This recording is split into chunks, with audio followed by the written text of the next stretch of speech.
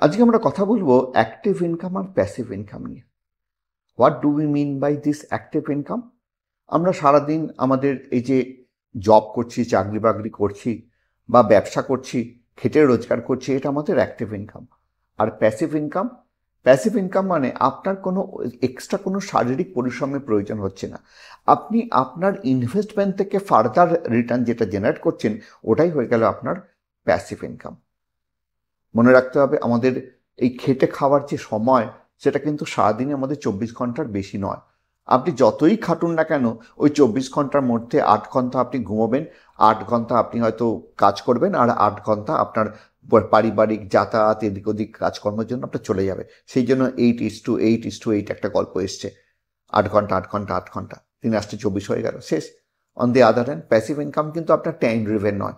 এখানে আপনি আপনার ইনভেস্টমেন্ট থেকে আপনি রোজগার করছেন, সুতরাং টাইম কম থাকলেও আপনি ওই রোজগার করবেন, বেশি থাকলেও ওই রোজগার করবেন। এখানে একটা ক্লিয়ারিটির দরকার আছে। ধন্যবাদ।